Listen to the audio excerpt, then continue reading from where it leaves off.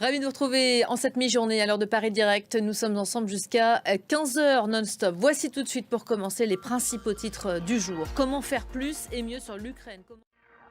C'est une réunion d'urgence qui est donc convoquée aujourd'hui à Paris. Après la conférence de Munich, les Européens se retrouvent cet après-midi à l'Elysée autour d'Emmanuel Macron avec une priorité en tête, évoquer la sécurité collective de l'Europe.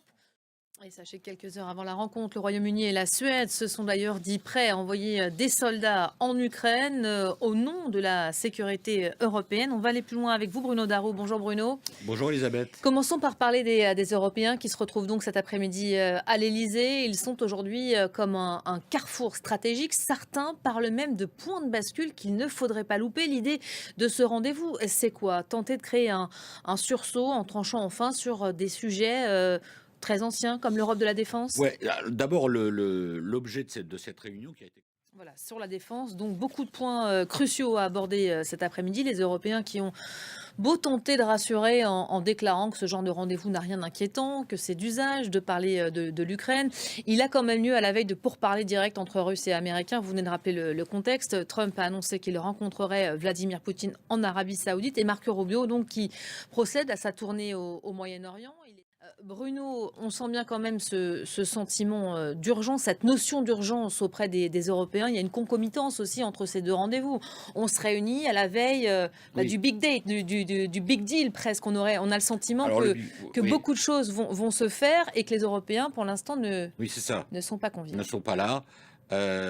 Et on sait que demain, il y aura déjà des pourparlers. Et pas que. Merci beaucoup Bruno, parce qu'il était hier à Jérusalem, en Israël, Marco Rubio, où il a porté un même et unique message. L'Amérique de Trump s'aligne désormais totalement derrière son allié israélien. Benjamin Netanyahou et Marco Rubio ont affiché un front uni face à leurs ennemis communs, menaçant d'ouvrir, je le cite, les portes de l'enfer au Hamas et de finir le travail avec l'Iran. L'actualité en France à présent, c'est ce procès, celui de l'État islamique en Syrie qui s'est ouvert ce matin à Paris. 5 hommes, dont 2 sont vraisemblablement décédés, sont jugés depuis ce matin pour avoir séquestré et torturé il y a 11 ans 7 occidentaux.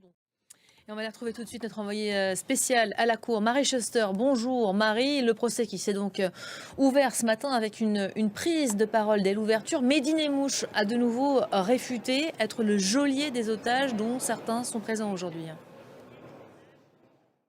Merci beaucoup Marie Schuster. Voilà pour l'essentiel aujourd'hui.